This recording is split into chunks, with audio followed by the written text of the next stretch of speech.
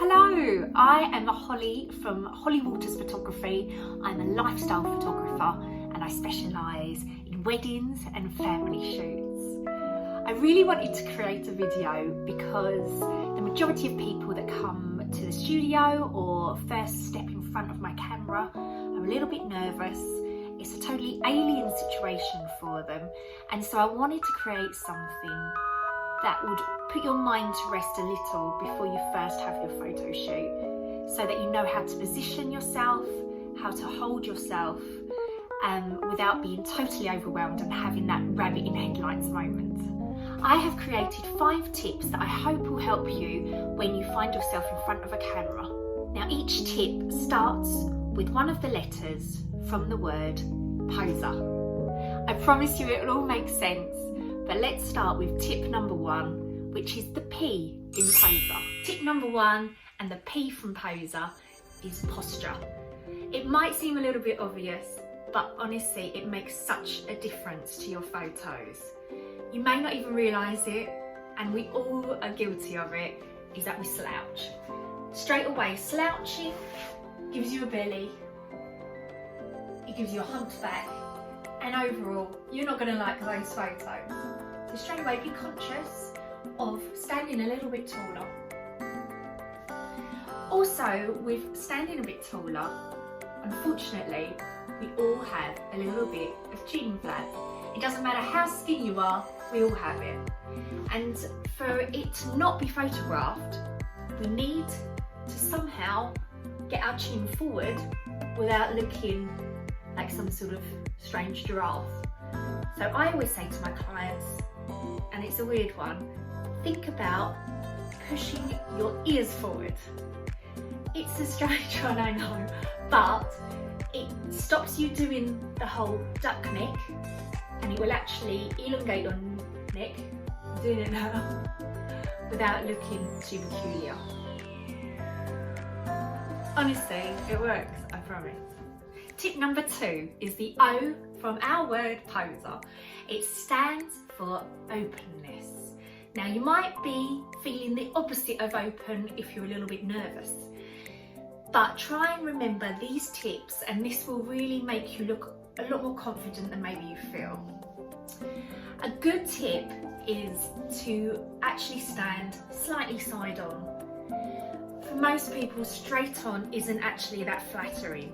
So a little bit of an angle is great. It will be highlighting your waist that you otherwise wouldn't really see from straight on. Another part of this tip is our arms. So we've got the side on, but then if we have our arms just straight down, as you can see, it's actually making us look wider than we are. So a great tip is to, not by much, a couple of inches maybe, open that arm up. Now, I don't mean our standard Facebook pose of hands on the hips. We want to be natural. So if you're going to put a hand on a hip, do it a little bit lower. That will elongate a shorter waist. And with the other arm, if that's there, it's still making you wider. So try to leave a little bit of a gap between your waist and your arm so you can actually see the space between it, and in turn that makes you look a lot slimmer and longer. Tip number 3 and the S in poser is smile. Now, that might seem a little bit obvious, but it's actually how we smile can really transform our face. So I really would recommend taking some time before your shoot to look in the mirror and to actually see how do you smile, and are you happy with that to be photographed. I look back at my school photos and every photo is a proper Cheshire cat sideways grin, which is actually the most unflattering thing that I can do. If you're thinking that it's going to look too forced, then try and think of a hilarious instance in your life where you couldn't stop laughing.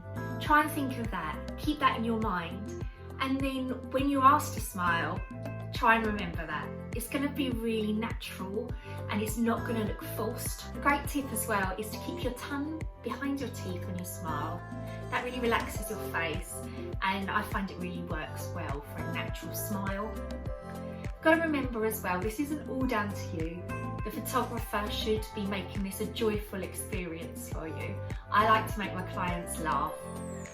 Following on from smile, and our fourth letter in our word poser is eyes. The same as if you're forcing a smile, your eyes will also be affected. They're gonna squint. And I don't know about you, but I don't think you're gonna like photos of you squinting. So be conscious of it. If you're in an outdoor shoot and standing in the shade, look towards the light source. Don't look directly at the sun. But if you do that, believe it or not, your eyes do capture the light and they do sparkle. The same as being in a studio, try and look towards the light, not directly at it, but it really does make a difference. Also, if you're feeling a little bit uncomfortable staring at the camera, then I really suggest sometimes closing your eyes, readjusting and starting again. You can change your facial expressions, you can move about. We want natural images, and so all of that is part of it. And the last tip, and it might seem an obvious one, relax. Now I know that's easier said than done when you're in a new studio, a new situation, and you've got a camera in front of you. I promise you, 99% of my clients tell me they absolutely hate photos. It's not a new thing. The photographer will be totally aware of that. But it's their job to put you at ease. So don't feel like this is all on you. If you're finding yourself becoming a little bit rigid, and we all do it when we're a little bit stressed or anxious, our shoulders go up towards our ears. Try and shake it out. Move your positions. It's very hard to stay stiff if you're staying in one position. And also tell the photographer, if you feel really uncomfortable, tell them, they understand. And it's their job to make you feel relaxed. At the end of the day, they want you to have an amazing experience. We don't get good photos from people not enjoying themselves. So tell them, and I'm sure they'll do everything they can to help you. And that's it. The word poser is all you need to remember. That's posture, openness, smile, eyes, and relax. I hope now this is a little bit of help so you don't feel overwhelmed the next time you're in front of a camera, and you feel like you have the knowledge to actually feel comfortable and relaxed. I hope that's been of help. Please hit subscribe if it has. I'd love to hear if there's any other videos I could help you with. I'm thinking of maybe doing one for brides. Obviously a wedding day is the most important photos of your life, so it would be really great to help you with the posing for that. Please be kind, it's been my first video, and I hope to do some more soon. Take care, see you later.